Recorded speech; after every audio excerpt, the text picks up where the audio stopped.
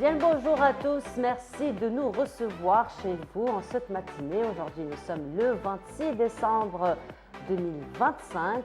Oui, on est à quelques jours, la nouvelle année, donc 2026. Je ne sais si vous avez encore pensé à vos résolutions. Paraît-il, il ne faut pas faire de résolutions pour respecter ces résolutions. En tout cas, aujourd'hui, nous allons parler santé pour bien recevoir donc l'année 2026. Dr Benachnou sera parmi nous. Il va s'intéresser aux affections respiratoires. En hiver, c'est vrai que ce sont des affections qui sont très fréquentes vu le froid qui fait en ce moment. Toujours dossier santé, mais beaucoup plus, on va dire, prise en charge de personnes à besoins spécifiques. Et cette fois-ci, ça va être un hommage qui a été rendu, un très bel hommage d'ailleurs qui a été rendu ce jeudi à des personnes très particulières. Il s'agit donc des personnes non-voyantes qui ont fait un très beau parcours académique, donc ils sont même arrivés jusqu'au stade de doctorat et de partager leurs connaissances donc, avec les sociétés, les étudiants, mais aussi la société d'une manière générale. Nous allons revenir donc sur ce bel hommage qui a été rendu à cette frange de la population. Et aujourd'hui aussi, nous allons parler d'un événement qui va ouvrir ses portes très prochainement, à savoir le 28 de ce mois, pour revenir sur le miel. Donc, ça va être le miel, c'est une foire donc, des miels du massif du Djurdjura. Nous allons revenir sur la particularité des miels, mais surtout ce rendez-vous donc, qui regroupe les spécialistes donc, de l'apiculture. Et aussi, Samira Hadjamar sera parmi nous, comme chaque vendredi. Cette fois-ci, elle va s'intéresser donc au Djedar, témoin archéologique de la transition romano-africaine. Et nous terminerons l'émission en musique, puisque un musicien chanteur sera parmi nous. Lui, il nous vient donc de la diaspora algérienne. Il se donne pour mission justement la propagation de la culture musicale, du patrimoine musical algérien. Il s'agit donc de Brahim Hadj Qassem. Voilà donc pour le programme de cette matinée. Mais avant cela, ça va être pause musicale. Alors là, Faudel me dit que ça va être d'Ahmed Haraji qui dédie spécialement à mon fils Hani, même si je sais qu'il dort en ce moment, parce qu'en sortant de la maison ce matin, il dormait encore, j'imagine qu'il va faire sa grasse matinée, mais en tout cas Hani, cette chanson de Ahmed Harachi est pour toi et pour vous tous, bien sûr. À tout de suite.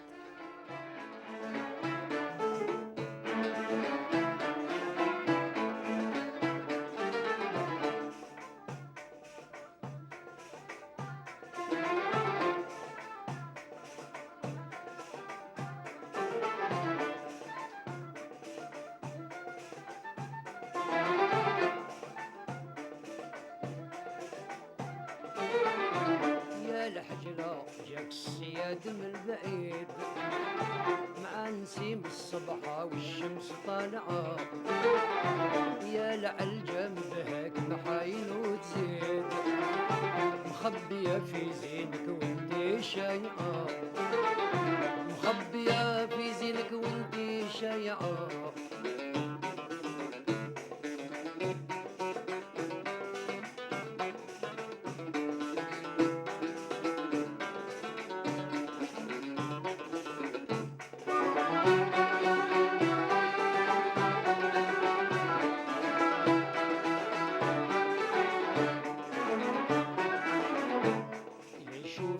فرح ويقول يوم عيد خاطره يتهنى والقلب يضرب وهكذا يتمنى في حالته يغيب من غرامك ارجع مريض مبرر وجاي الصيد مقرى ما راح للمسد الله يحسن عونه ما باع ما شرى الحجرة الصياد بالبعيد مع نسيم الصبحة والشمس طالعة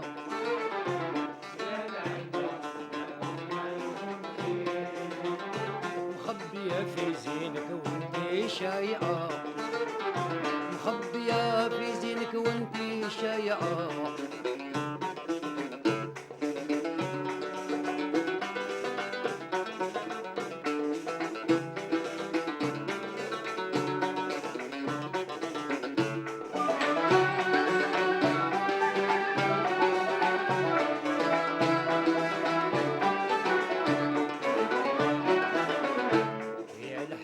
عينيك ملاح مدبلين عليك ذيك النظرة بالسر ظاهرة وفيك الرهبة ورجلك ديما محنين يا مضراشي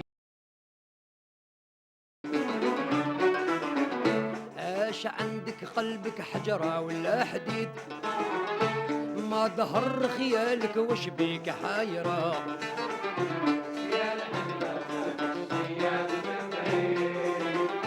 مع نسيم الصبح والشمس طالعة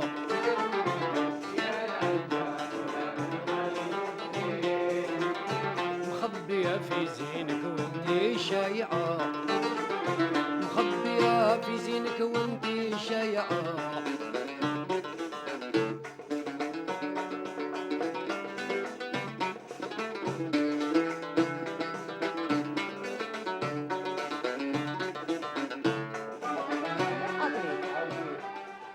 Et de retour sur le plateau, et cette fois-ci, ça va être dossier santé qu'on va ouvrir en votre compagnie, les affections respiratoires en hiver très très fréquentes d'ailleurs. Nous en parlons en compagnie du docteur Fathi Benachnou et ce sera juste après cela.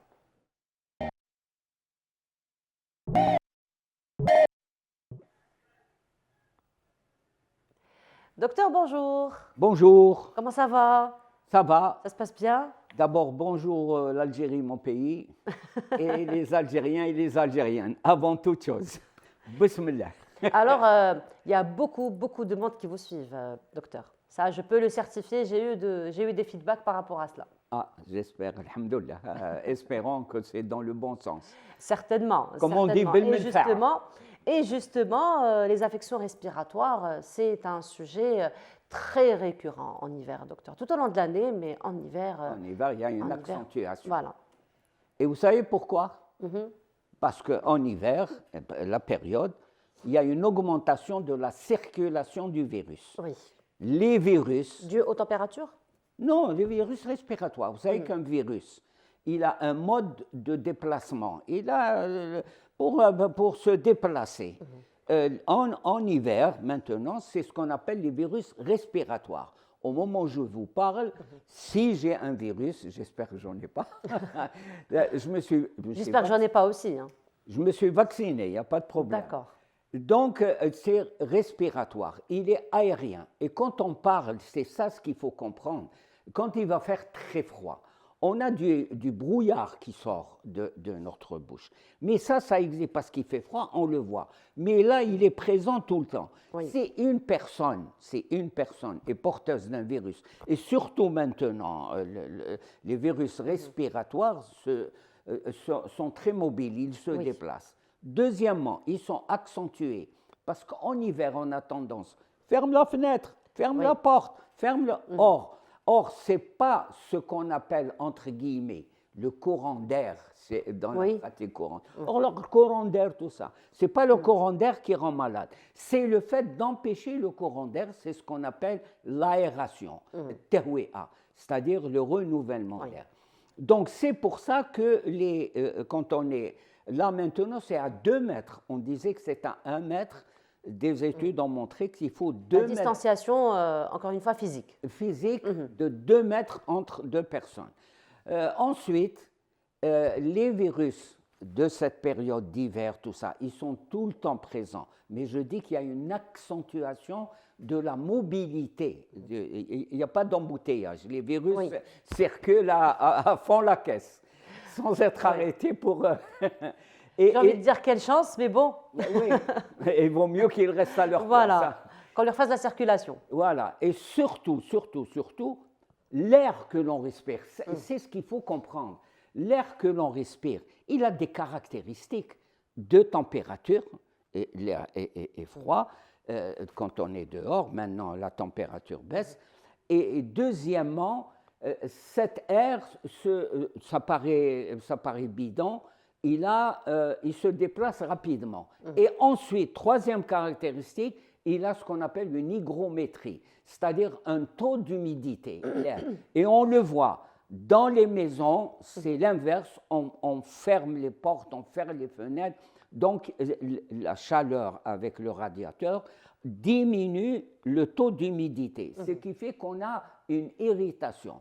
La fameuse, il faut poser une casserole au-dessus du chauffage pour maintenir l'humidité qui est essentielle. Parce que ce qu'on appelle la sphère ORL, c'est elle qui est sur la voie de l'appareil respiratoire. Et l'appareil respiratoire, la muqueuse, c'est-à-dire le truc superficiel, extérieur, est très très sensible aux attaques du froid, de la cigarette, de pas mal de choses, et surtout de l'hygrométrie. On a la gorge sèche. Il faut boire souvent. Boire, et c'est ce que les gens doivent faire. Mention particulière pour ceux qui ont des problèmes respiratoires chroniques, c'est-à-dire qui sont présents d'une façon permanente, hiver comme été. Les asthmatiques, par exemple? Les asthmatiques, c'est l'exemple le plus haut, mais on peut avoir ce qu'on appelle les allergies. Les allergies, oui. C'est-à-dire qu'on a une muqueuse respiratoire qui tapisse l'intérieur, qui est très sensible, qui ne résiste pas, qui réagit. J'ai connu un cas où un homme et son frère venait d'avoir un enfant, il avait fait un chat traditionnel comme nous. Ils étaient de la maison, ils sont restés, il faisait chaud, ils ont mangé, Arrive minuit, 1h du matin, chacun doit partir, retourner chez soi. C'est comme ça que ça se passe. Entre le moment où il était, regardez la température dans un salon avec les gens, la famille réunie, et l'air qui existait avait une certaine température. Le fait qu'il sorte pour aller chez lui, en allant vers sa voiture avec sa femme et les enfants, le fait de monter, d'avoir respiré, vous voyez ce petit espace, arrivé chez lui, il déclenche une crise d'asthme. Regardez, ça c'est parce que la muqueuse est très sensible, elle est inflammée et elle réagit. Une crise d'asthme, elle réagit rapidement. Donc finalement, docteur, c'est un peu difficile de prévenir tout cela. Qu'est-ce qu'il faut faire finalement? Parce qu'on ne connaît pas forcément les environnements. Mais vous connaissez, vous connaissez votre situation. Surtout si vous fumez, surtout si vous avez un travail par exemple, on voit très souvent, ça me fait mal au cœur en tant que médecin, en tant qu'Algérien. Moi, je vois des gens qui polissent le marbre, qui polissent les trottoirs, donc je les vois sans masque, les yeux, sans rien du tout. Et ça, c'est très grave, parce que ça peut entraîner une affection respiratoire extrêmement grave, la bronchopneumopathie obstructive. Je ne la souhaite pas à mon pire ennemi, j'espère que je n'en ai pas, mais c'est quelque chose, vous savez, vous ne pouvez plus vous déplacer dans votre chambre pour aller aux toilettes ou là pour aller chercher une chemise ou là une veston, vous avez le souffle coupé, c'est atroce. Il vous faut en permanence une source d'oxygène. Donc vous voyez que ça, et la chose s'aggrave, c'est là où il faut, par exemple, pour les polisseurs, pour les gens, les soudeurs, parce que vous avez des gaz qui s'échappent, ça, ces gens-là, je crois qu'ils doivent relever en hyper priorité de la médecine du travail et de l'éducation sanitaire sur les lieux de travail, parce que le lieu de travail est important. Deuxièmement, je crois qu'il est temps, moi je ne vais plus en parler, la lutte contre le tabagisme. Moi je trouve, en tant que médecin, et ça n'engage que moi, je crois qu'elle est folklorique, la lutte contre le tabagisme. On la cite dans les conférences, mais sur le terrain, je crois que le tabagisme... Il faut des actions concrètes, effectivement. Des actions concrètes et soutenues. Je n'ai pas dit violentes, j'ai dit des actions soutenues parce que le tabac, il y en a marre. Moi, je reprendrai ça comme symbole thématique. Il y en a marre parce que ça donne des maladies très graves. Et là, c'est excellent. Parce qu'il faut voir quand quelqu'un fait, par exemple, une crise d'asthme. Pour pouvoir vous imaginer ce qu'il est en train de vivre, mettez votre tête dans une bassine et essayez de respirer. C'est la même situation. C'est terrible. Terrible. C'est atroce, atroce. Et là, comment on soigne ça? c'est l'urgence, il n'arrive pas à respirer, il y a les corticoïdes. Oui. On va à l'hôpital, on va à la polyclinique H24, on vous injecte des corticoïdes. Mais vous savez que, par exemple, pour cette période d'hiver avec la circulation des virus, il y en a qui font 3, 4 crises d'asthme et il vient, il fait son injection de corticoïdes et 2-3 heures après, il revient et refait une crise. J'en ai connu comme ça. Avec ça, c'est catastrophique. Il faut une prise en charge sérieuse. C'est comme on a pris en charge l'équipe nationale de football, une prise en charge sérieuse de l'asthme et du tabagisme et tous ces éléments. D'autant plus que ça va se compliquer, à l'instar de tous les sites dans le monde, avec la pollution. La pollution, effectivement, qui n'arrange pas trop les choses. Ça et on aggrave, insiste ça pour aggrave. terminer, et on insiste pour clôturer, docteur, sur la vaccination. Ah oui, là, Voilà, c'est très on important. termine sur ce point. La vaccination contre l'état grippal. L'Algérie, c'est une grande tradition de vaccination depuis des décennies. Mais on ne fait pas assez de propagande, entre guillemets, d'expliquer aux gens d'éducation sanitaire la vaccination contre le pneumocoque. Ça, c'est important aussi. C'est et pour les enfants et pour les adultes. Je crois qu'il faut un petit peu se remuer. Et croyez-moi, quand on a des difficultés respiratoires, surtout en hiver, ça c'est catastrophique. Vous savez, par exemple, je termine avec ça, les bronchiolites. Oui. Vous savez, les moins de 2 ans, des petits bébés, c'est viral à 100%. Maintenant, à l'étranger, on ne les emmène plus à l'hôpital ou à la polyclinique parce que c'est un lieu qui est plein de microbes. Maintenant, on se déplace au domicile de la personne et on fait une éducation, comment éviter à votre enfant et surtout la maman. Moi, je respecte les mamans, elles sont très proches de leurs enfants. Les hommes, oui, mais c'est surtout les mamans. Pourquoi ne pas faire une éducation sanitaire des mamans, d'autant plus qu'on a des PMI. On profite de ces campagnes de vaccination, mais que les PMI revivent et qu'elles soient proches du terrain. Et j'arrête. Effectivement. En tout cas, merci beaucoup, docteur, encore une fois, pour toutes ces informations, pour la sensibilisation. Aussi, on vous retrouve très bientôt. Oui. Inch'Allah, pour une autre thématique. Avec plaisir. Voilà, merci beaucoup, docteur. Et c'est les vacances, effectivement, c'est les vacances d'hiver. Les familles ont le choix donc, de choisir donc là où passer des journées. Et l'ami Aboud Bouddha s'est dit pourquoi ne pas aller du côté du parc zoologique, rencontrer donc des familles et voir comment elles passent leur journée des vacances dans ce reportage. Et on se retrouve juste après. Sans oublier les vaccins.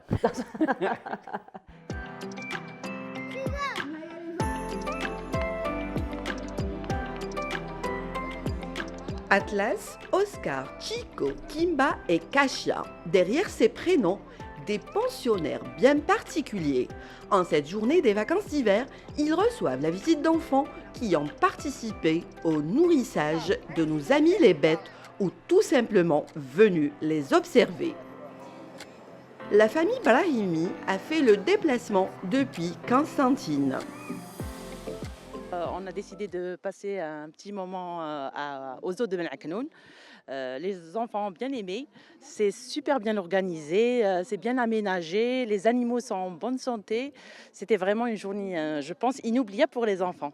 جينا من قسنطينة جبنا معدلات ملاح عجبني بزاف البارك سي بيان اورغانيزي فيه الحيوانات بزاف تعلمنا بزاف عليهم ماما وبابا وعدونا باللي كون نجيبوا معدلات ملاح يديونا للداير ملي حنايا جينا عجبني بزاف الحال جينا اليوم البارك وعجبني بزاف لي زانيمو ils sont en bonne santé جبت معدل 8.95 ونسكن غير هنا جينا البارك والانيمال اللي عجبني هو لو ليون Protégé contre les rayons UV, les rayons du soleil.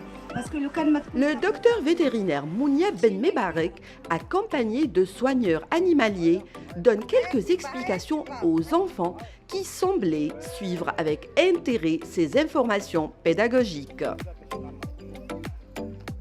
Quand on prend une espèce, On essaye de leur expliquer ce que c'est, la répartition géographique, ils font partie de quel règne animal, en fait. Voilà, leur alimentation, on explique leur alimentation, en fait, leur système de reproduction. C'est bref, mais on va dire, c'est compact, en fait. L'information soit bien reçue et correctement reçue. On essaye de vulgariser la chose.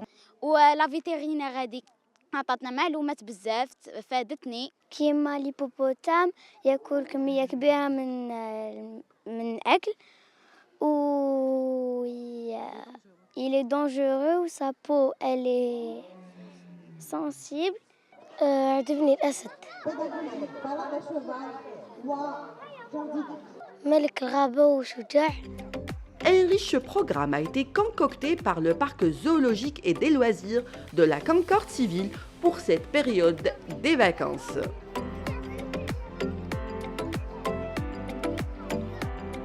Nous avons établi un programme riche et varié qui rassemble l'activité sportive, éducative et même les loisirs. Donc c'est pour tous les âges. Parmi ces activités, nous avons mis en place une ferme pédagogique pour les enfants, donc histoire de faire le lien entre le visiteur d'une manière générale avec l'animal, qui est accompagné par nos soigneurs animaliers et vétérinaires, parce qu'on doit véhiculer quand même un message de sensibilisation, de protection de la faune.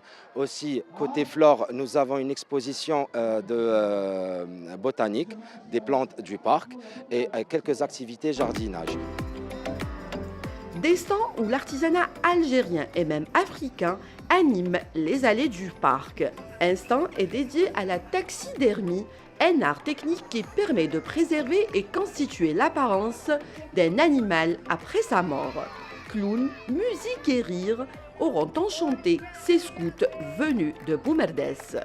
شفنا الحيوانات ولعبنا بالألعاب وجينا لهنا للمانج باش نشوفوا الكلون. عجبني الكلون. Entre jeux et attractions, visites guidées et randonnées, une journée riche en découvertes pour ces enfants. Sourire aux lèvres et souvenirs plein la tête. Ces enfants auront profité pleinement de leurs vacances. Voilà, très très belle ambiance, beaucoup d'ambiance, d'activités au niveau donc, du parc zoologique. Voilà, donc une belle adresse, pourquoi pas, pour accompagner ses enfants, passer du bon temps et profiter surtout des vacances d'hiver.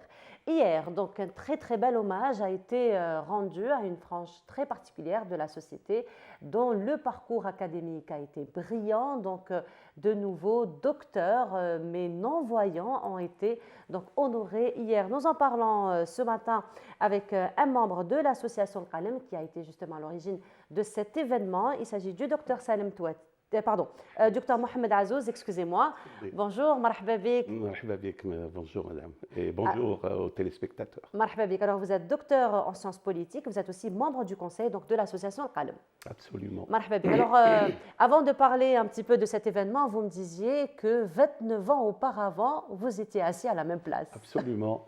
En décembre 1996, je me trouvais là justement à la suite de mon doctorat en relations internationales. Et après, donc, vous avez fait un parcours, oui. Une carrière brillante en Europe. Brillante, c'est vous qui le dites. Si, bien sûr que si. Hein. Bien sûr que si. Déjà que le doctorat, c'est un parcours du combattant. Oui. Hein. Ah, ça, vous ne pouvez pas mieux dire. Effectivement. Alors, justement, docteur Azouz, vous faites partie de cette association oui. et vous tenez à chaque fois d'encourager, d'honorer, d'accompagner ces doctorants donc, qui font partie d'une frange quand même assez particulière de la société, n'est-ce pas? Alors, parlez-nous de cet événement. Ça s'est passé hier. On voudrait ne plus être particulière. D'accord. Alors, donc... Et vous nous donnez beaucoup de courage, hein? Autant que faire se peut. Donc, hier... dans le cadre de l'application de son programme d'action et à l'instar des autorités du pays, nous avons décidé d'honorer et de distinguer une dizaine de docteurs dans diverses disciplines, docteurs non-voyants. en 2025, hein, seulement en 2025.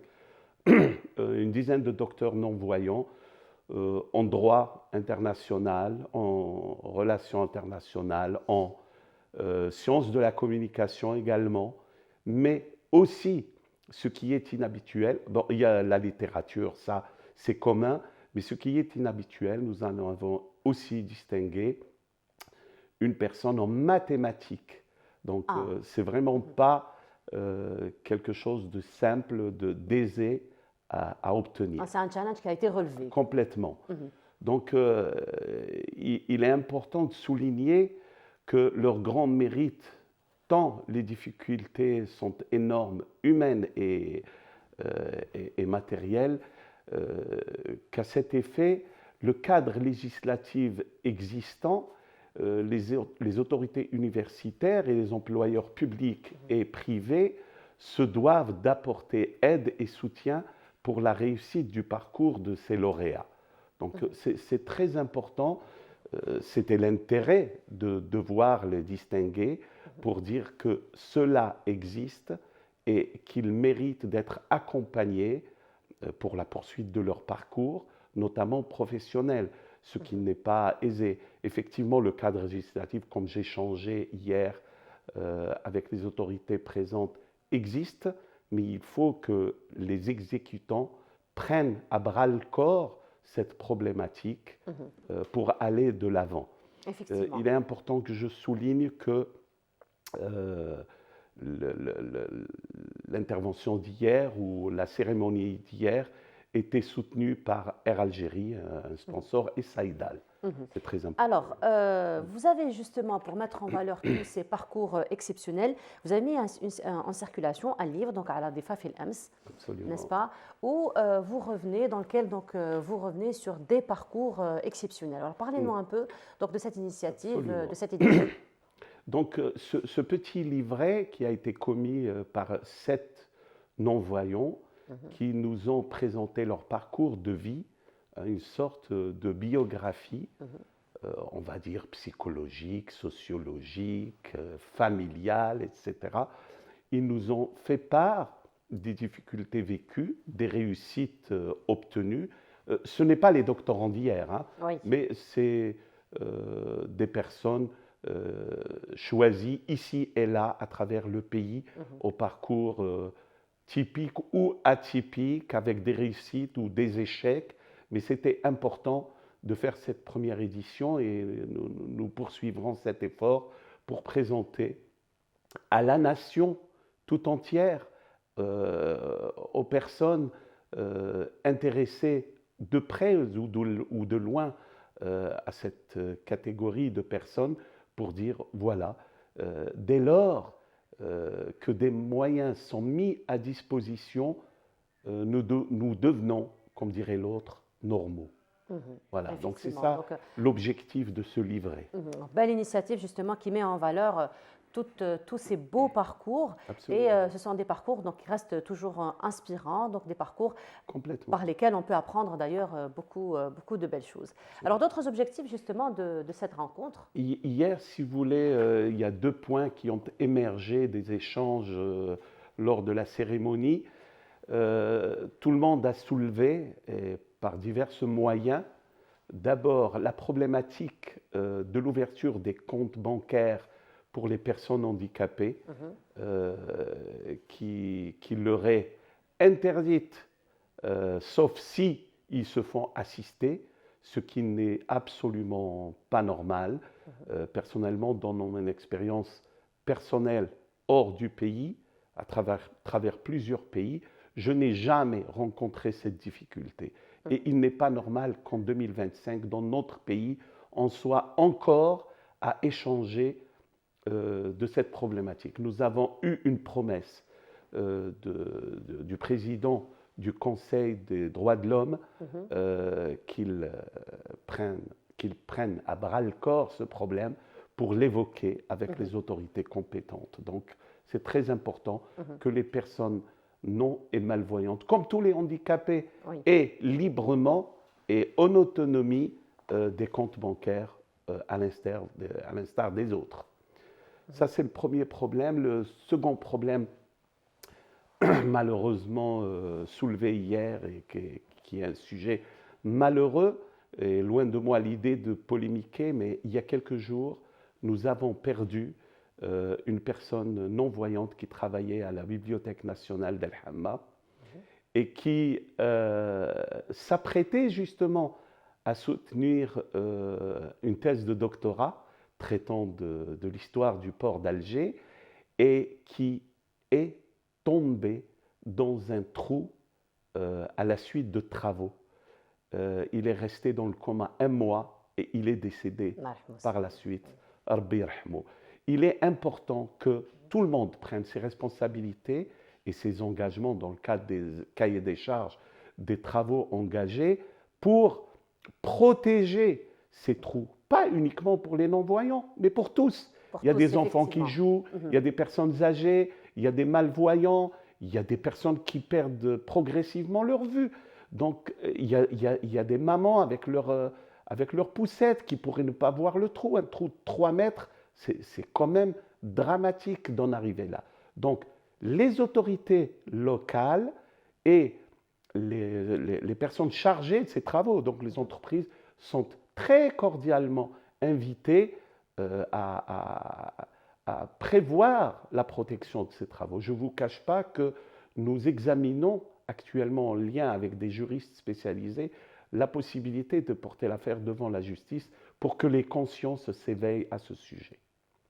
Voilà, donc ça, ce sont des problématiques qui ont été relevées, donc certainement en présence des autorités aussi. Oui, absolument. Donc, il y avait des représentants du ministère des Affaires sociales, etc. Voilà, donc pour répondre encore une fois de façon très proche donc des besoins, donc des différentes catégories, parce que c'est vrai que les besoins que vous venez d'évoquer, pas seulement pour les non-voyants, mais pour le citoyen d'une manière générale. L'accessibilité de la cité, tout simplement. Oui, l'accessibilité de la cité, effectivement. Mmh. Donc, il devrait faire partie intégrante donc, des plans de charge, effectivement, et des cahiers des charges, effectivement.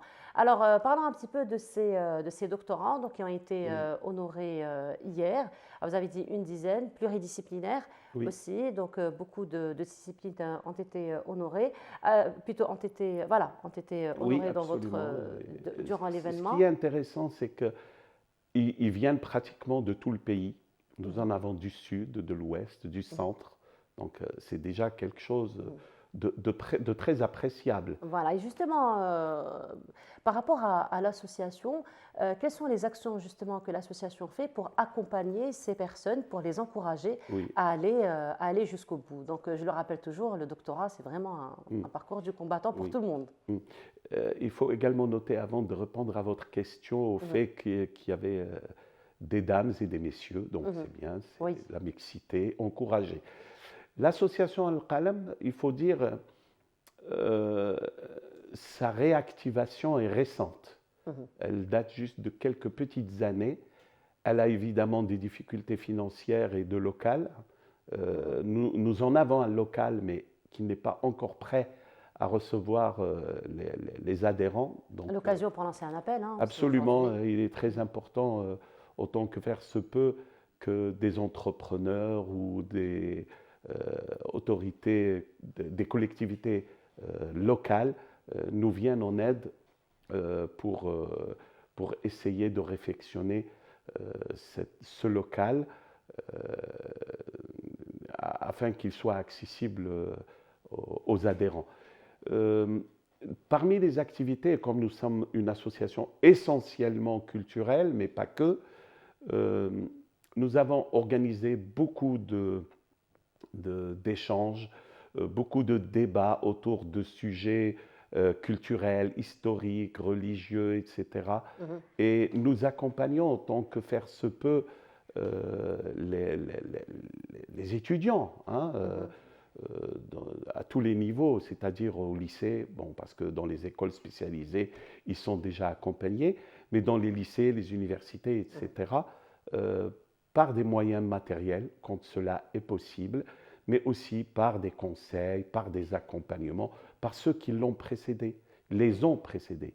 Voilà, donc c'est très important qu'ils soient mis à la disposition de ces non-voyants au sein de leurs universités des accompagnements spécifiques. Il faut dire que depuis quelques années, nous avons tout de même réussi au sein des bibliothèques nationales et de wilaya universitaires d'implanter des espaces spécialisés pour accueillir les personnes non-voyantes, pour utiliser le braille et surtout pour utiliser le matériel informatique vocalisé ou en braille pour pouvoir mener dans les meilleures conditions possibles leurs recherches. Effectivement. Voilà, effectivement. Donc, on rappelle que c'était un événement que vous avez organisé au profit donc, des doctorants, des nouveaux docteurs. Donc, on les félicite encore une fois. Longue vie à l'association Docteurs. Et puis, merci beaucoup d'avoir été parmi nous ce matin. Donc, on rappelle aussi, vous êtes docteur en sciences politiques et membre du conseil de l'association El-Qalem. Merci encore une fois, docteur Mohamed Azouz, d'avoir été parmi nous. Yatek Saha, merci beaucoup. Et on continue dans un petit moment. Donc, je vous le disais, c'est un événement auquel nous allons assister à partir du 28. Il s'agit de la foire des miels du massif de Djurdjura. Mais avant cela, Feria Al-Hamdi s'est déplacé au jardin d'essai, là où il y a eu aussi un très beau salon autour du miel que je vous laisse voir et on se retrouve juste après. C'est au jardin d'essai d'El Hamma que se tient le salon du miel. Ce rendez-vous vise à faire connaître aux citoyens les produits locaux du miel et dérivés et inciter les jeunes à exercer l'apiculture. Le consommateur pourra également apprendre à faire la distinction entre le miel pur et le produit contrefait, vendu sur le marché, comme étant un produit du terroir. مع la famille beaucoup plus. كنت مع خالي مع beaucoup plus مع la famille donc j'ai aimé ça. قعدنا من ملي كنت صغيره وانا نحب لقيت روحي معاهم خليت القرايه كملت القرايه وميم طون دخلت نروح معاهم للجنان نروح معاهم للصحراء لقيت روحي فريمون خير منهم برودكتريس خير منهم جي فريمون ادوري اي سي كيك شوز دو فريمون كيش يقولوا تنسجمي معاها مع لي زاباي مع لا ريكولت جديده كل ريكولت كيفاش نروحوا اي فوالا سي كل ريكولت كيفاش كاين فاريتي دو ميل بيان سور باغ اكزومبل عندنا لوكاليبتوس عندنا لو فورب عندنا الشوكيات عندنا السدره بيان سور عندنا تاع لي زاغروم توت فلور لو روماران هادو سي فاريتي و لي كريم عندنا لي كريم بوكو بلوس à base d'acide d'abeille. La consommation de ce produit bénéfique pour la santé est très répandue, ce qui explique la demande croissante des différentes sortes de miel, utilisées notamment pour soigner les coups de froid durant cette saison. من قبل l'hiver, من قبل الشتاء pendant l'été, il y a des clients عندنا enfin normalement هذه معروفة. تبداي تاكلي الميل من août juillet, août, septembre. هذه يحميك لليفير c'est-à-dire في ليفير كي تمرضي ديك لا غريب ما طيحيش ديك لا غريب الواعره ما بي كومبري شغل تجيك شويه كيما يقولوا باللطف مي هذاك العسل اللي كليتيه هو اللي راه يخدم لك. العسل هو حاجه طبيعيه حاجه ناتور عنده انواع بسما ما كاش نوع واحد كاين عسل السدر كاين عسل الجبلي عسل كاليتوس كل واحد اللي من مليح يلا العسل كامل مليح بصح كل واحد اللي من مليح. Les enfants sont à l'honneur à la découverte du monde des abeilles. Les apiculteurs initient les jeunes à la vie des abeilles, à la nature et à la production du miel, transmettant ainsi des valeurs de respect de l'environnement et du savoir-faire apicole. نقدروا نرسموا تانيك نقدروا نتعلموا من النحل وتانيك العسل مفيد للصحة وتانيك نقدروا نرسموا. كنت مع ماما وبابا واختي يعني كنت رايح لحديقة الحيوان كي كانت مغلوقة جزنا درنا فلقيت انهم يلونوا كاع قلت نلون معاهم. النحلة هو عفسة مباركة وهي أصلا مليحة ومفيدة جدا للإنسان وتفيد بزاف الإنسان في حسوته في الدورة الدموية تاعو وهي مفيدة جدا للصحة. Ce salon se tiendra jusqu'au 3 janvier. Voilà, un salon qu'on peut toujours visiter au niveau du jardin d'essai, pourquoi pas, Hadja Farja, comme on dit. Hein. Donc, une petite sortie au jardin d'essai, une belle visite, et pourquoi pas, donc, aller voir le salon. Un autre salon donc, ouvrira ses portes, je vous le disais ce matin, à partir du 28, qui se poursuivra jusqu'au 11 janvier. Et il s'agit donc de la foire des miels du massif de Durdura. Nous en parlons en compagnie de nos invités ce matin, à savoir M. Salim Touati. Bonjour, marhaba bik. Alors, vous êtes conseiller technique et formateur au niveau de la coopérative agricole polyvalente de Tizi Ouzou. Exactement. Marhaba. Et parmi nous également, M. Hassan Gueshida, apiculteur, agronome de formation et apiculteur.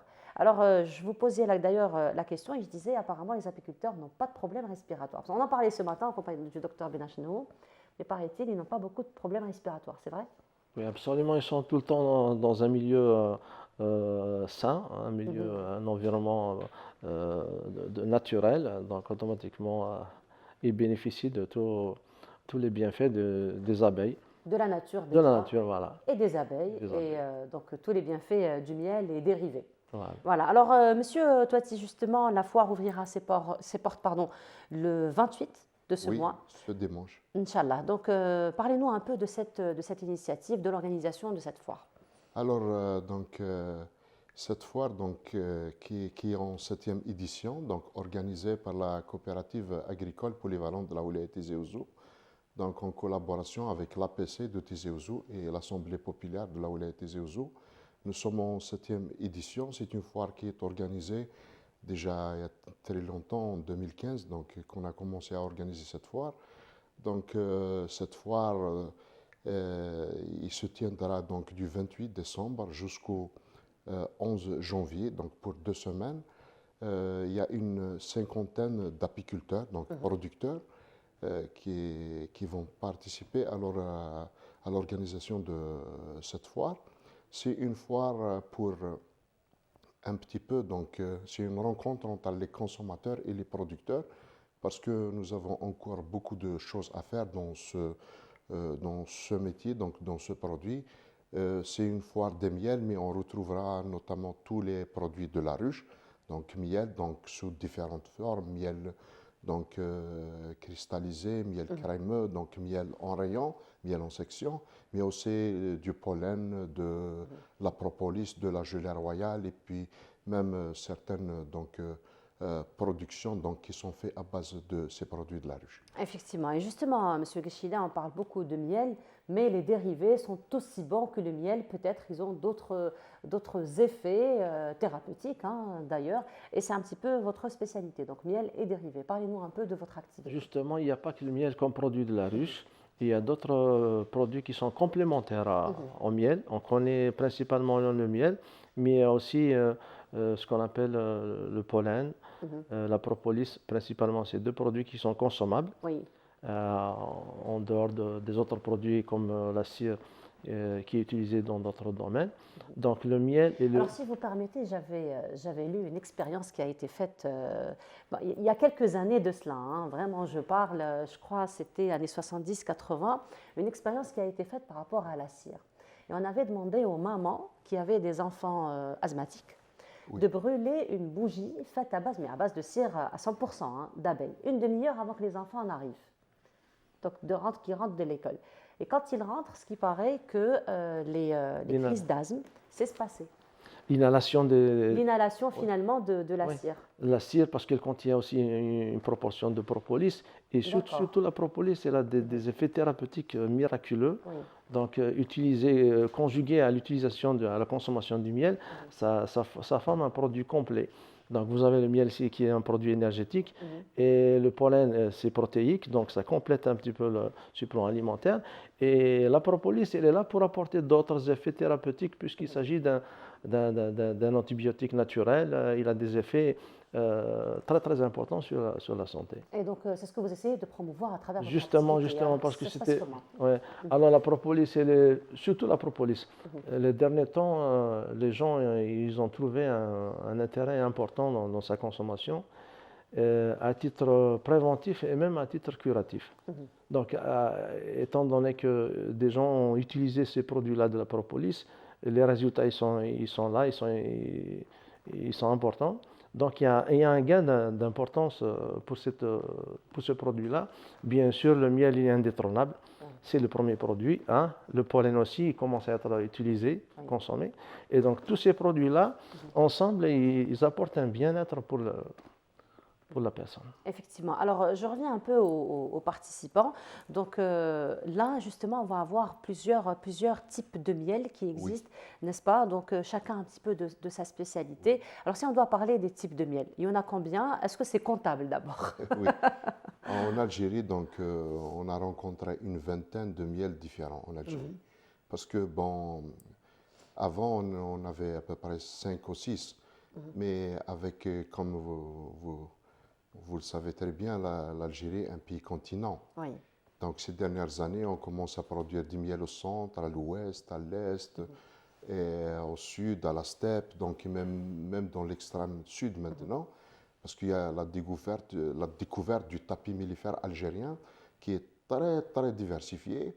Et donc, on a une vingtaine, mais ces miels sont tous différents et ils sont tous, ça veut dire, d'ailleurs, c'est notre souhait un jour qu'en Algérie, on va faire donc premièrement une carte du tapis mellifère, donc une carte de flore mellifère. Comme ça, on va classifier ces miels et puis ces miels vont être décrits donc sur le point physico-chimique, donc les analyses physico-chimiques et puis les analyses polliniques et puis organoleptiques. Donc c'est ce qui va encore c'est-à-dire, honorer donc, la production algérienne et la valoriser. Et justement, vous dites qu'aujourd'hui, la production du miel se fait dans les 4 coins du pays, c'est aussi grâce à la formation, parce que les coopératives existent un petit peu partout, et il y a un travail collaboratif quand même entre toutes ces coopératives, et la formation a aidé finalement à démocratiser l'apiculture, n'est-ce pas? Exactement, oui.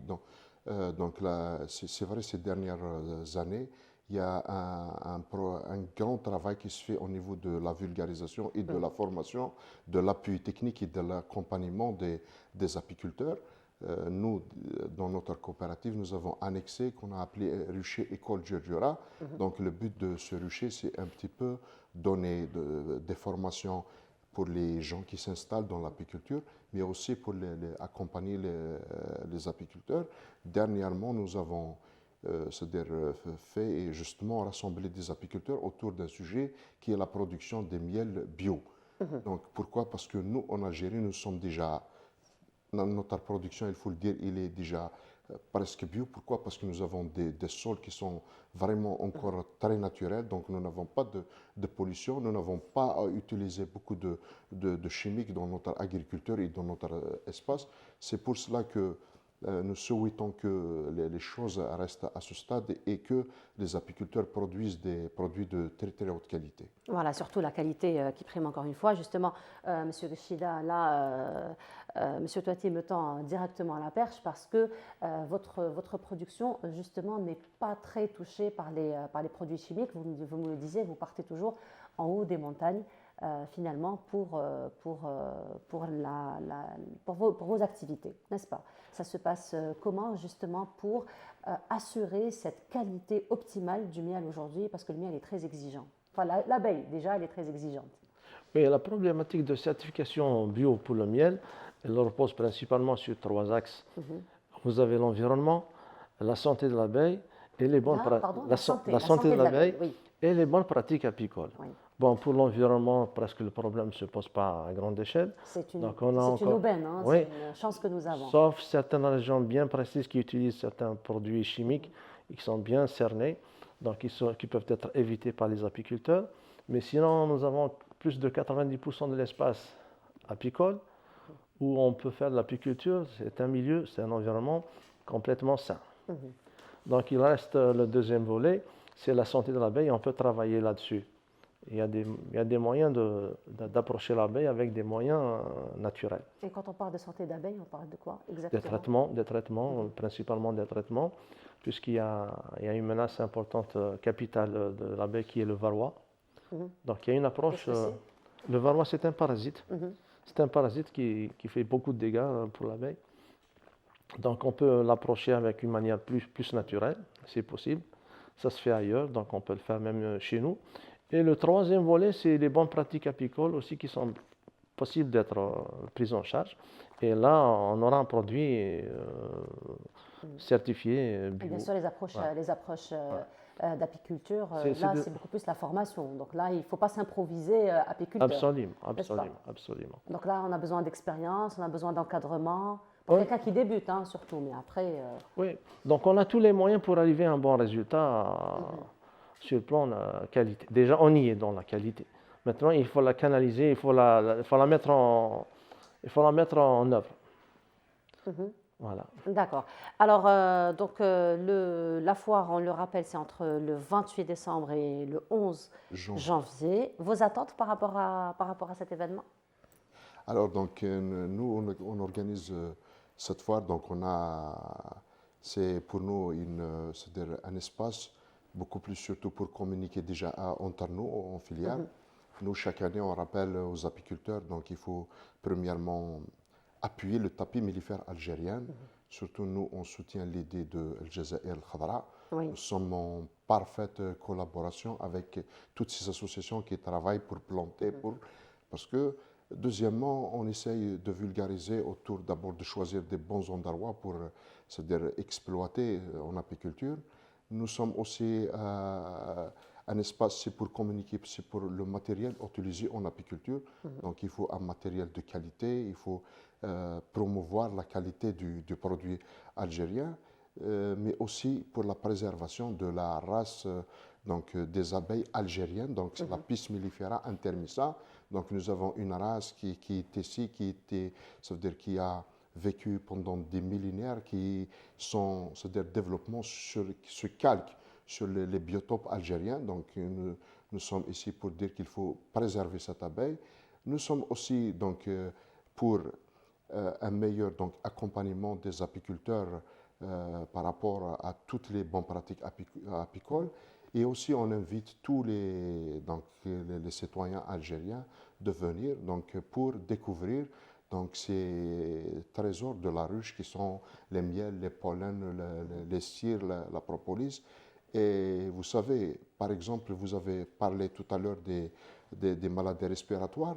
Nous, avec l'expérience, on a découvert que le miel de Saint-Fouin, cela, il dit des miracles dans cette maladie. Donc, non seulement il soulage, mais il traite la maladie. Donc, nous sommes confiants qu'à partir des produits de la ruche, nous avons là un panel de produits qui peuvent bien aider, c'est-à-dire les humains à être en bonne santé. Ok, ben, on rappelle le rendez-vous. Oui. Donc, du 28 décembre au 11 janvier. Voilà. Oui. En tout cas, merci beaucoup d'avoir été parmi nous ce matin. Je rappelle, M. Salem Touati, vous êtes conseiller technique et formateur au niveau de la coopérative agricole polyvalente de Tizi Ouzou. M. Hassan Gachida, vous êtes apiculteur. Merci encore une fois d'avoir été parmi nous ce matin. Merci beaucoup. Belle continuation. Et on continue. Cette fois-ci, nous allons, toujours dans le cadre des vacances, voir un petit peu la fréquentation des galeries d'art. Et c'est Nawel Benjilali qui s'y intéresse dans ce reportage. On se retrouve juste après. En Algérie, les galeries d'art constituent des espaces culturels à part, des lieux de dialogue entre artistes et publics. Pourtant, leur fréquentation demeure complexe. Qui franchit leurs portes et pourquoi? Cette question ouvre une réflexion plus large sur la place de l'art visuel dans la société algérienne d'aujourd'hui. Le milieu artistique algérien connaît un dynamisme. De nouvelles galeries privées ont vu le jour dans les grandes villes, aux côtés d'institutions publiques. Et des événements tels que les Journées internationales de l'art et d'autres tentent de créer des rendez-vous annuels incontournables. Et cette vitalité offre un cadre plus professionnel aux artistes, qu'ils soient établis ou issus de la toute jeune génération, et qui crée une offre culturelle plus visible. C'est le tout. C'est le tout. L'artiste, quand il va, c'est côté amusement. La rencontre avec d'autres artistes, la rencontre avec les clients, c'est-à-dire qu'un client, il aime son tableau.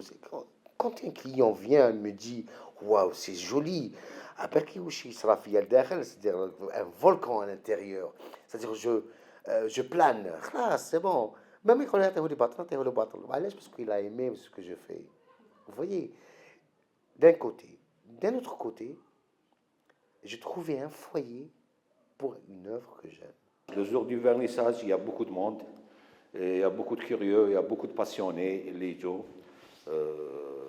Bien sûr, entre collectionneurs et amateurs d'art. Il y a des jours où il n'y a aucun visiteur.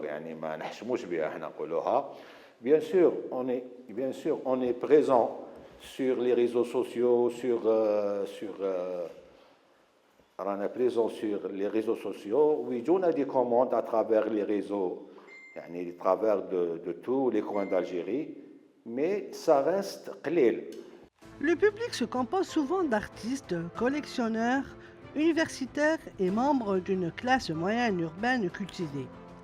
La galerie pour eux est un espace de découverte ou d'investissement.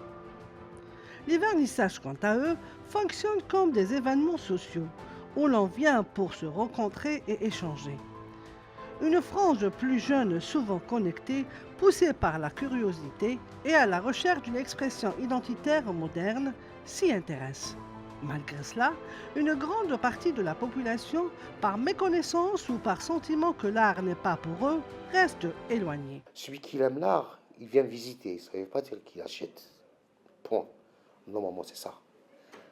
Un amoureux d'art, il vient pour contempler un tableau. Quand je fais des expositions, des fois, je ne vends pas. Ça ne veut pas dire vendre ou aller la réussite à l'artiste. Les personnes qui voient les tableaux, le nombre de gens qui s'arrêtent devant un tableau, là, on voit que l'artiste, il a réussi. Il a passé le message. Parce que chaque artiste, il a un message à passer.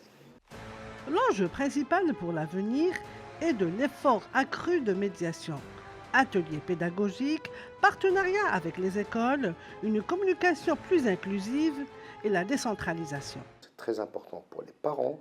هما اللي يديو ولادهم لي غالري دار باسكو لي زونفون يبارت با سول ما يروحوش وحدهم لازم لي زيكول يديروا دي تورني لي تورني يديو معاهم ان ارتيست يشوف لي طابلو هذا لونفون هذا يقعد في الذاكره تاعو يقول لك تلاقيت مع ان ارتيست ديجا دونك جي بارلي افيك ان ارتيست سوا il l'aime pas bien sûr parce que une école يجيبوا كاع لي زيليف مي كاين خدشه هذيك في قلبه تقول له je vais retourner un jour dans une galerie d'art pour voir les artistes, pour voir les œuvres. Voilà. Et si ces lieux ne sont pas encore des places animées par une foule hétéroclite, ils cesseront progressivement d'être chapelles réservées à une minorité. Et ils deviendront des laboratoires où se transforment en couleurs et en formes les questions et les rêves de l'Algérie d'aujourd'hui et de demain.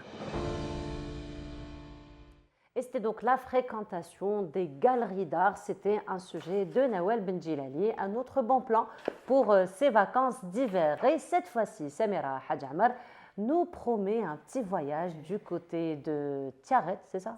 Voilà, du côté de Tiaret pour nous faire découvrir un autre patrimoine archéologique à préserver. Vous connaissez le discours de Samira maintenant, n'est-ce pas? Et ce sera juste après cela.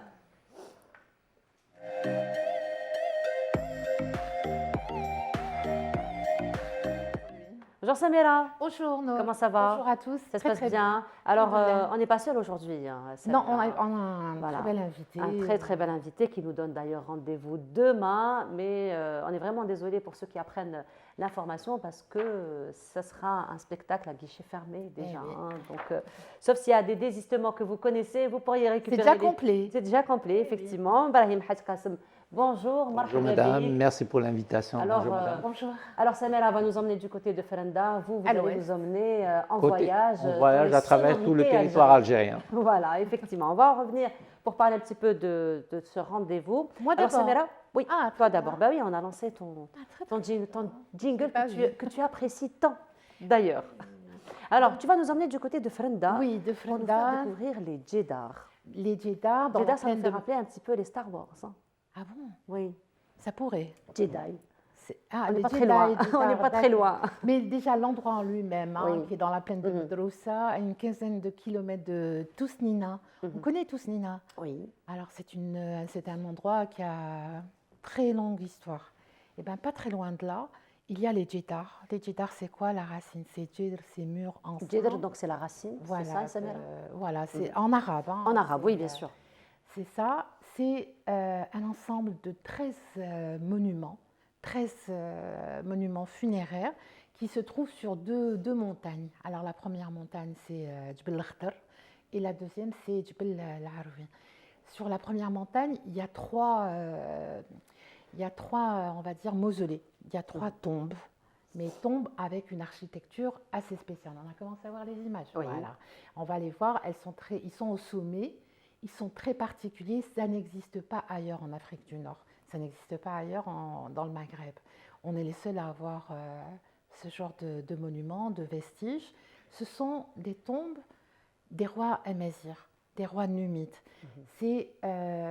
Ils sont très particuliers. Bon, d'abord, il y en a qui peuvent atteindre, sur le premier, Djbel al-Khdar, il y a 3 monuments. Sur Djbel al-Arwi, c'est à peu près 10 monuments qui ont été découverts. C'est des tombes dédiées à des rois ou à des dignitaires numides, amazirs, des guerriers, des gens qui ont lutté pour conserver leur identité, leur architecture, leur mode de vie, malgré le passage de nombreuses civilisations, entre autres celle des Romains.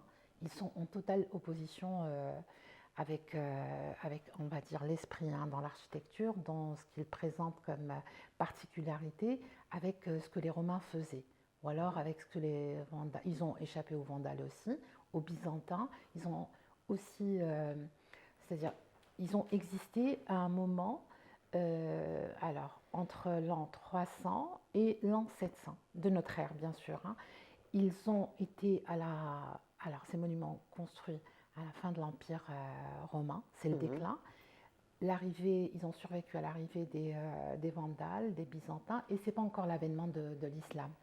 Donc c'est une civilisation à part entière avec une architecture. Et peut-être transitoire, on dirait, Samira. Transitoire, oui, si on dirait. veut. Pourquoi? C'est les archéologues occidentaux qui ont parlé comme ça. C'est-à-dire ils ont appelé ça le siècle des ténèbres. Ténèbres, pas parce que c'était noir, ou parce qu'il y a un manque énormément pour eux, il y avait un manque énorme de documentation. Mais celle qui est venue, alors là, qui en a fait le cœur de son travail, c'est une enfant de la région. Et je tiens à lui rendre hommage. Elle est décédée en 2012. C'est Fatima Kadra Kadaria. C'est la première archéologue algérienne. Elle est de Tiaret. Elle a beaucoup travaillé sur ces monuments et elle a apporté énormément d'informations, de documentation. Elle les a étudiées. Elle a tout étudié. C'est-à-dire, il y a des gravures qui sont sur les pierres avec lesquelles on a construit ces monuments. C'est de la pierre sèche.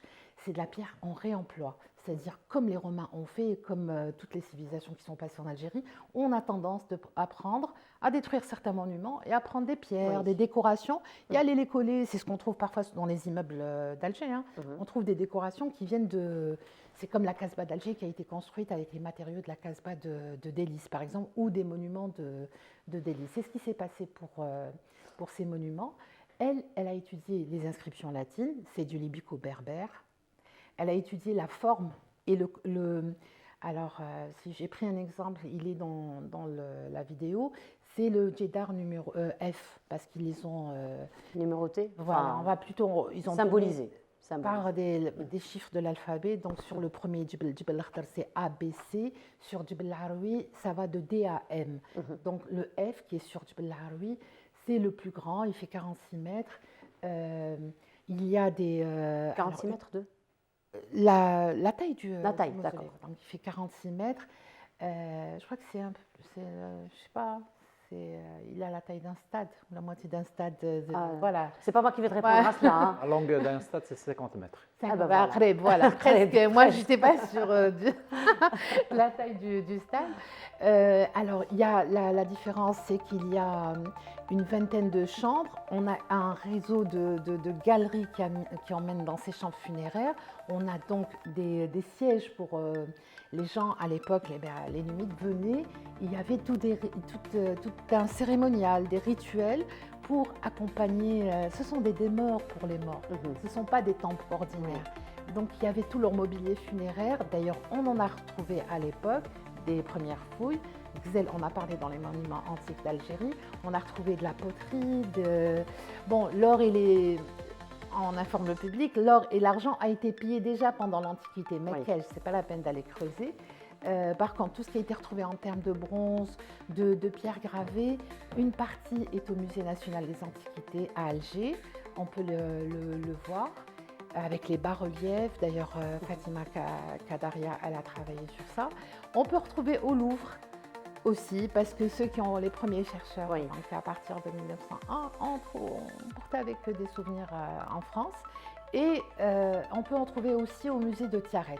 Donc, en allant visiter Tiaret, qui est une très très belle région, on peut visiter les Djedar et avant passer au musée de Tiaret pour connaître l'histoire aussi de la région à travers les objets qui ont été retrouvés, donc des objets anciens.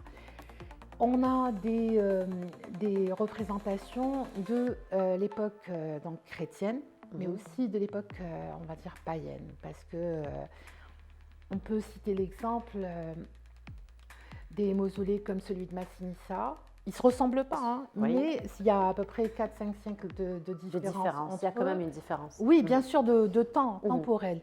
Mais on peut dire que sur les monuments qui sont sur le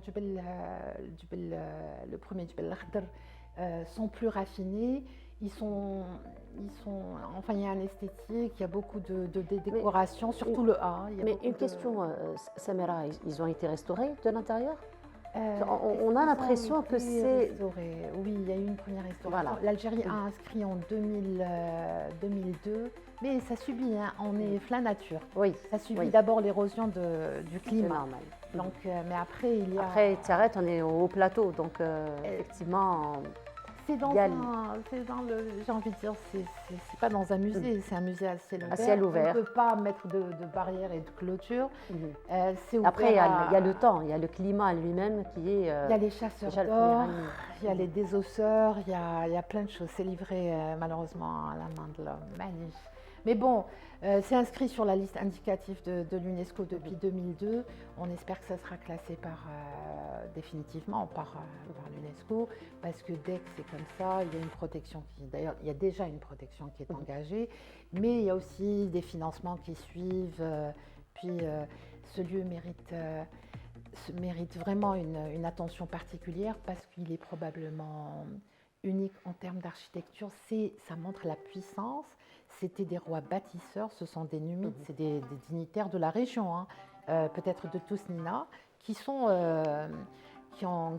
gouverné la région et qui sont enterrés là-bas. Et ils sont enterrés là-bas d'une manière royale. Et s'il y a de nombreuses tombes dans un monument, c'est que probablement ils étaient enterrés avec leur famille, avec leur mobilier, et qu'il y avait des rituels qui suivaient pour leur rendre hommage, qu'ils soient à leur fils, pardon. À tes souhaits. Merci. Que les miens se réalisent. Le donatisme, on rappelle que c'est une branche du christianisme qui a été fondée en Algérie. Ils étaient, pour les Berbères, c'était de l'opposition par rapport au christianisme. Le donatisme, comme le rogatisme, sont des religions qui sont nées pour, on va dire, contredire le projet, donc soit de prosélytisme ou d'envahissement, donc de culture, de civilisation. Voilà, c'est pas tout à fait, c'est pas romain. Il y a peut-être quelques inspirations, mais ça reste de l'architecture numide, berbère, bien de chez nous. Voilà. C'est à préserver. Oui, parce que la vision archéologique on va dire coloniale, dit que tout ce qu'il y a en Algérie, par exemple, c'est du romain. C'est pour montrer la grandeur de la civilisation romaine. Si ce n'est pas celle de la colonisation française, par exemple. Quand on rentre dans un musée, la première chose qu'on voit les musées algériens, on voit les sculptures romaines. Voilà. Alors qu'il y a un patrimoine local, on va dire, avec un cachet numide. Qui a besoin d'être promu aussi et investir surtout C'est le pour cœur les du études. travail de l'archéologue Fatima Kadaria. Elle a fait les fouilles, elle a participé aux fouilles entre 1960. C'est son livre, Samira? Non, pas du tout. D'accord. J'aurais aimé avoir ces livres, ils ont été faits, publiés il y a très longtemps, j'en ai pas. Donc, quand même, on pourra montrer. Elle a publié à l'OPU, elle. Donc, pas grave, pas grave. Pas grave. Voilà.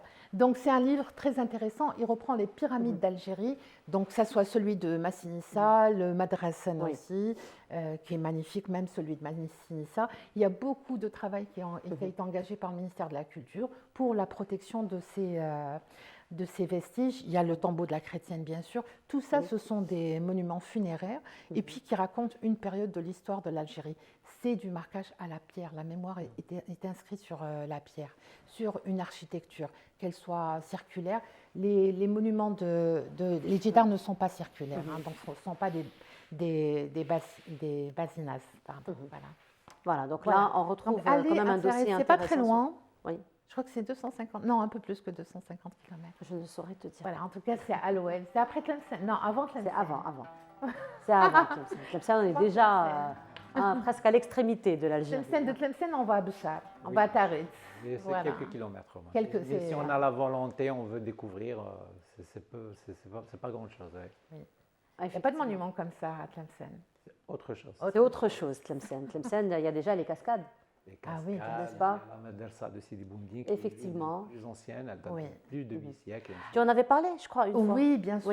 Voilà. Et puis rappeler que pas très loin des djedars, il y a la grotte où Ibn Khaldoun a séjourné. Ibn Khaldoun a parlé des djedars. Il a cité Ibn Rakhir, si je ne me trompe pas, qui en avait fait la description, pas toutes, mais de quelques monuments, parce que c'est quelque chose qui, quand même, quand on est là-bas, sort de l'ordinaire. Voilà. Donc Ibn Khaldoun qui a écrit le Muqaddima, ou du moins le premier volume de le Muqaddima dans la grotte Ben Slama. Voilà. Qui se donc, trouve un lieu de grande inspiration universelle. Qui est devenu aujourd'hui un musée. Non, on peut le visiter. On peut le visiter. Voilà, la grotte, c'est une grotte. On peut le visiter aujourd'hui, effectivement. Voilà. Alors, en tout cas, merci beaucoup, Samira, pour ce beau voyage. Encore une fois, notre Vous allez la visiter. Les visiter. Certainement. Je prends note. Voilà. Certainement. Donc, un autre patrimoine aussi à préserver. Parce qu'il raconte quand même un autre puzzle de notre histoire. Merci beaucoup. Merci. Samira, musique, Samira. Musique. Musique andalouse. Un petit voyage dans le patrimoine. Moi, je ne dis pas musique andalouse, moi je dis musique classique. Musique classique algérienne, effectivement. D'accord avec Alors, un petit voyage. Un petit voyage, Un oui. petit voyage en compagnie avec, de notre invité qui nous donne rendez-vous demain à l'Opéra d'Alger, n'est-ce pas? Voilà, alors parlez-nous un peu de votre événement de demain. Pour demain, donc, c'est un événement qui est programmé et organisé par l'Opéra d'Alger. On va faire, je serai accompagné de mes musiciens qui vont venir spécialement pour l'événement de Tlemcen et d'Oran. Et ce qu'on va présenter, moi au début j'avais du mal à choisir le programme. Parce que Une petite tournée, est-ce que vous allez faire? Alors malheureusement non. Justement, on va en parler après parce que étant établi à l'étranger, il y a beaucoup de demandes parce que je viens chaque 2-3 mois pour faire quelque chose. J'aurais bien aimé être en contact avec une agence. Samira Hadjamar a tout un répertoire, un carnet d'adresses. C'est difficile de contacter comme ça une institution et d'avancer les dates. Voilà, Samira vous donnera toutes les tuyaux par rapport à ça. C'est la culture. Si vous parlez d'institutions publiques culturelles. Oui, culturelles, parce que tout ce qui est établissement, c'est des établissements étatiques, donc on est obligé de passer par l'étatique. Oui. Mais pour faire le lien entre les artistes qui sont établis à l'étranger et les institutions nationales. Ça, c'est important. Voilà. Non, je sais, mais c'est dire que voilà, l'action, elle est où? Voilà, l'action. Il faut qu'il y ait quelqu'un qui fasse le lien. Voilà. Oui. Bon, Samira, tu ne veux pas prendre ce relais? Je sais pas elle qui connaît toutes les procédures. Non, je crois que la démarche, elle est normale. Il n'y a aucune raison que ça. Je l'espère. Voilà. Donc quand même, rendez-vous pris pour demain. Pour demain, Inch'Allah. De l'Opéra d'Alger, guichet fermé. Guichet fermé, donc, pour ceux qui ont pris un grand remerciement pour le public. Alors, je ne dirais pas le public d'Alger, parce qu'il y a des gens qui viennent en dehors d'Alger, de l'étranger aussi, qui vont assister au public. Après, c'est une bonne programmation parce qu'on est en plein vacances d'hiver. Exactement. Donc c'est vrai que les personnes aujourd'hui, que les citoyens veulent bien. Et c'est la raison pour laquelle j'ai choisi cette date. Voilà. Parce que aussi je suis en vacances, donc je me suis dit c'est une occasion. Hadja Farja. Exactement. Alors parlez-nous un peu de votre programme de demain. Alors le programme, j'ai dit que j'avais du mal à choisir parce que ça fait longtemps que je n'ai pas chanté à Alger. Et quand je suis très actif sur les réseaux sociaux, donc il y a beaucoup de demandes. Donc j'ai réparti le programme en 5 parties. Il y a une partie andalouse, classique, Noubaïto. Une partie sur le Hawzi Tlemcenia avec un peu de Diwan Qaddour Ben Ashur. Après, on va partir sur le Qsid, chansonnette algérienne. Et je suis aussi connu beaucoup pour le chant religieux, chant soufi. Donc j'ai prévu aussi une partie pour le chant soufi. Ah, ça va être un spectacle qui va durer combien de temps? Alors sincèrement, au début, on m'a dit 2 heures, mais on va largement dépasser les 2 heures. Largement. C'est pour ça que je pose la question, parce que je sais que le spectacle c'est 2 heures, mais avec un programme Vous aussi. savez, quand on dit quand on parle de chant soufi, il y a plusieurs. Il y a les confréries, Zawaya, il y a l'Aïsawa, il y a aussi le chant andalou, Dih, ce qu'on appelle Rahawi. Il y a aussi dans le Hawzi, il y a aussi l'Arabi, il y a aussi du chant religieux. Ben Msaïb, il a fait Self Maryam, il a fait aussi Al-Kaaba et tout. J'ai le chair de poule. Exactement. Donc nous, ce qu'on voulait, c'est une nouvelle approche, parce que moi aussi, ça m'arrive de reprendre le répertoire de Zawaya, mais avec des instruments de musique. Et là, c'était Issawa. Quand on parle de Issawa, c'est que de la percussion. Oui, que de la percussion. Voilà, donc avec Khalil Bahmoud, on a introduit de la musique, et mieux encore avec des arrangements et des introductions. Et ça a été perçu comment?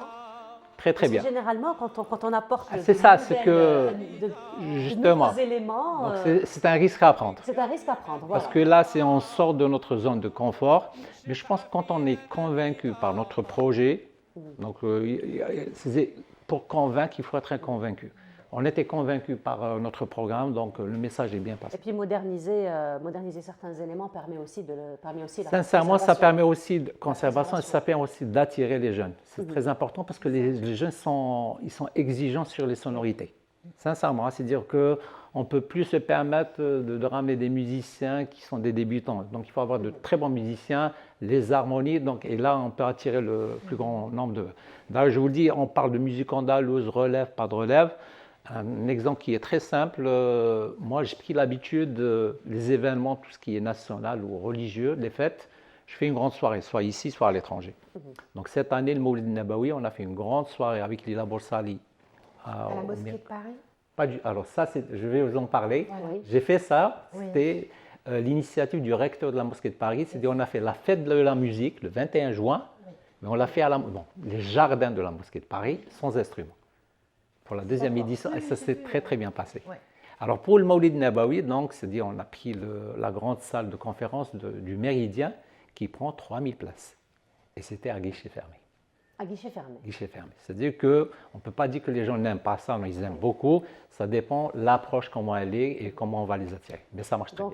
Donc on va dire que la musique classique algérienne se porte bien. Très très bien. Voilà. Il s'ouvre parce qu'avant c'est réservé qu'à une certaine élite. Même le public, il était assez spécial. Dans les deux sens. C'était fermé dans les deux sens. Parce que je vous dis, on parle de musique andalouse, il n'y a pas que Tlemcen, Blida, Qli'a, Alger, Annaba, Constantine. Non, il y a des associations à Maskar. Oui, aussi. À Tiaret, à Sidi Bel Abbas, à Al-Rouat, ils sont partout. Moi, chaque fois que je suis invité, je trouve des musiciens et je rends visite à des associations qui font de la nouba, qui font du arabi, des hawzi, et ça marche très bien. Effectivement, comme le C'est disait national. Samira, c'est à l'endroit où on s'y attend le moins qu'on va découvrir des associations. Des associations de haut niveau. De haut niveau, effectivement. De haut niveau. On a eu l'occasion de les découvrir dans De haut plusieurs niveau. festivals, Samira. Alors, il y a un très beau festival qui est organisé chaque année à Al-Rouat et vous avez participé. Justement, je fais l'inauguration le Festival international de la musique soufie. L'année dernière, je fais l'inauguration donc avec la participation des troupes locales et ça s'est très bien passé. Ouais. Voilà. Et sinon, vos attentes pour demain, sachant que c'est guichet fermé? Alors justement, quand c'est guichet fermé, on a plus de stress. Parce qu'on Plus dit de responsabilité. Exactement, on dit que j'ai une idée, 80% sur le programme, parce que toujours on peut adapter, on peut changer pour faire plaisir au public et aussi pour se faire plaisir. Mais il y a plus de responsabilité. Je me dis, ils ont répondu favorablement, c'est pas qu'on doit être à la hauteur. Il faut être vraiment au-delà. Exactement, c'est important. Au-delà de la hauteur. C'est un matheux. Il enseigne les maths. Ça, je ne savais pas. Il forme sur l'intelligence artificielle.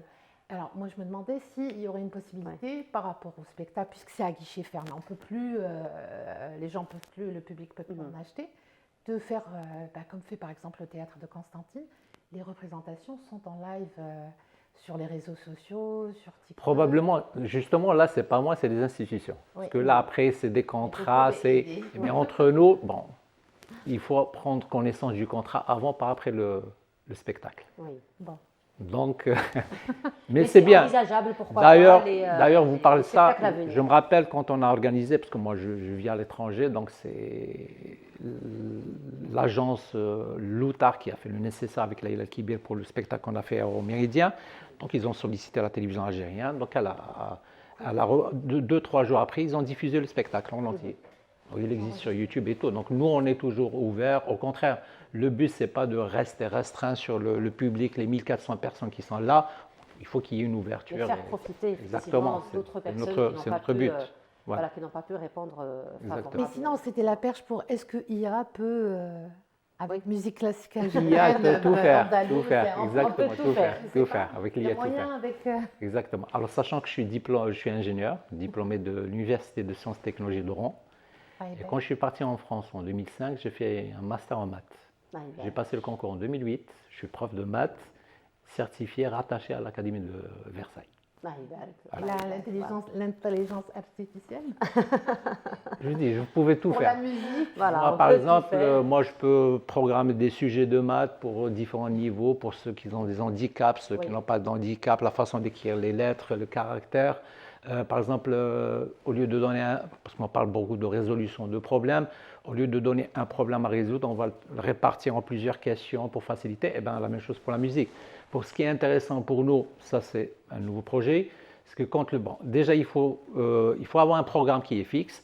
On peut par exemple projeter les textes, comme ça le public il peut voir les textes, il peut chanter avec nous, il peut au lieu de juste entendre, c'est entendre et voir le texte. Probablement des dépliants, expliquer un petit peu avec différentes langues en arabe, voire en langue étrangère, donner les textes et expliquer les significations. Il y a beaucoup de choses à faire. Effectivement, beaucoup de choses à faire, mais en tout cas, vous gardez toujours le cachet traditionnel de la musique. Alors le cachet, il faut que ça soit dans le chant, dans l'habillement, dans la présentation et dans l'authenticité aussi des instruments de musique. Pas d'intelligence artificielle dans le... Non, dans la recherche, oui. Dans la recherche, oui, voilà. Ouais, dans la prestation, non. Et ça fait gagner beaucoup de temps. Effectivement. Ça fait gagner du temps. Alors là, par contre, en régie, on vous demande un petit quelque chose pour nous ce matin. De bon matin. Un bon matin. Alors on sait que le comble d'un artiste, c'est de lui demander de chanter le matin. De toute façon, là, entre nous, je m'attendais. Exclusivité. Je m'attendais. Bon, Majid lui a enlevé sa bouteille d'eau. Alors là, nous avons un très très grand mélomane de la musique classique, de la musique shabi. Alors, je vais rester sur le chant religieux, on est vendredi et tout, donc je ne vais pas faire un saraf ou l'inqlab, ou là, je vais rester sur le truc. Voilà, Majid, pour faire plaisir à Majid, le caméraman. Sallallahu ala Muhammad wa ala alihi wa sallam. صلى الله على محمد وعلى آله وسلم أهل الله راهم حازوا يا سماع قولي وصغاه بلغ منهم حتى فازوا بلا إله إلا الله لا إله إلا الله والحبيب رسول الله تجلى جمال الذات وكذا كل الصفات في مرآة الكائنات إذا شئت أن تراه عليك بخير الكلمات لا إله إلا الله لا إله إلا الله لا إله إلا الله لا إله إلا الله والحبيب رسول الله. Voilà. Merci. Alors ça, c'était un texte du Diwan de Cheikh Al-Alawi, de Mostagana. Franchement, magnifique. Vraiment, Merci, bon matin, c'est apaisant. Des projets? Toujours. Donc, on travaille sur un nouvel album. Oui, allez. Voilà, un nouvel album classique, Nouba, et tout, avec des traductions de textes et tout. Aussi, comment on va le présenter, parce que ça ne marche plus de CD, il n'y a plus de disqueurs, donc il faut le présenter sur les réseaux, sur les plateformes et tout. Voilà, exactement. Et on a une série de concerts à l'étranger aussi pour représenter la culture algérienne. Et on rappelle en Europe, Montréal, un peu partout. Ouais. Et on rappelle, rendez-vous donc demain à l'Opéra d'Alger. En tout cas, merci beaucoup d'avoir été parmi nous ce matin. Samira, merci beaucoup. On se retrouve dimanche, Inch'Allah. Merci beaucoup d'avoir été parmi nous ce matin. Beau spectacle pour demain, Inch'Allah. Et voilà, nous arrivons donc à la fin de notre émission. Merci beaucoup de nous avoir suivis. Je vous retrouve avec grand plaisir dès demain à partir de 8h. Bonne journée à tous. Au revoir.